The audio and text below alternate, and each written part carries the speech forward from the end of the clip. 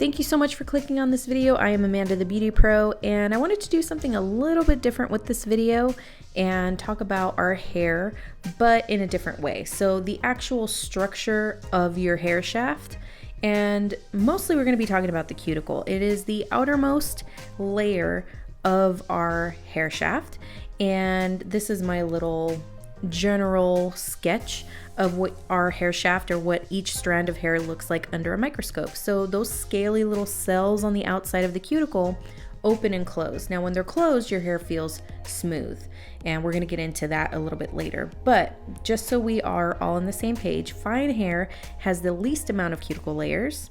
That's why it feels so thin. Medium hair has average amount of cuticle layers, and coarse hair of course has the most amount of cuticle layers. Now you can look up on Google exactly how many cuticle layers, but I wanted to keep this really short for you. Now, how do we open up the cuticle? Now, one way is heat, another way is water, and of course chemicals. Now again, I'm keeping it real general here so that we can get through this a little bit quickly.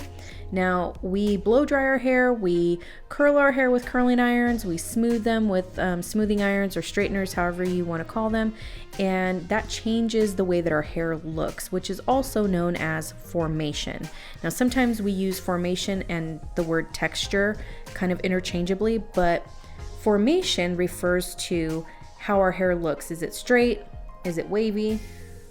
Is it curly? Is it extra curly? Now there's a million different subcategories with all those, but those are like the big four. Now, water can also change the way that the hair looks. So if you've ever done sponge rollers as a kid, you go to bed with the sponge rollers and damp hair, and you wake up with curly dry hair because it's had time to dry overnight. So that's one way that we can also change our formation.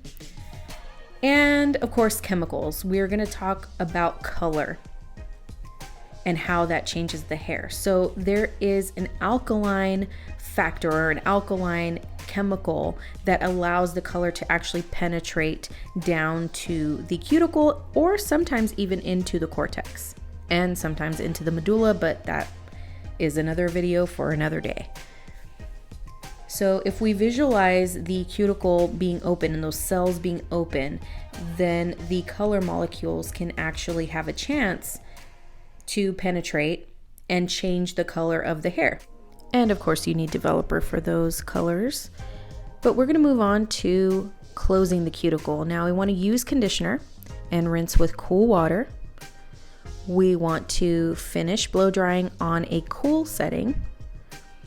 And when you're curling your hair with a hot curling iron, you want to let those curls cool before you touch them or brush them. Same goes with straightening your hair. Don't touch it until it's cool.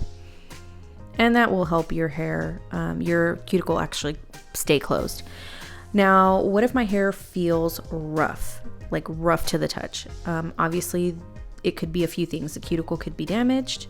You may have some split ends going on, or the cuticle just might have stayed open.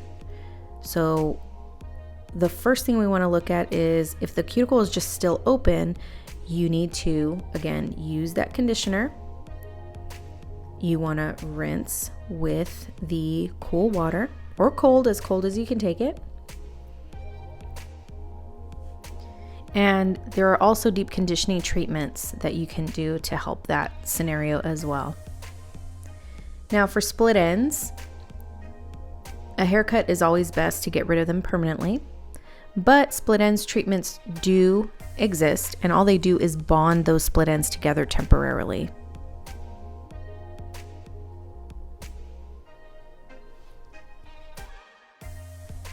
Now if your cuticle is damaged, there are treatments that will repair a damaged cuticle. And there are also demi-permanent colors that help with this situation. They could be in a cream or a gloss, which is more of a liquid texture. And that can actually help because it has amino acids and proteins and things that the hair needs to actually feel better to the touch and close down that cuticle.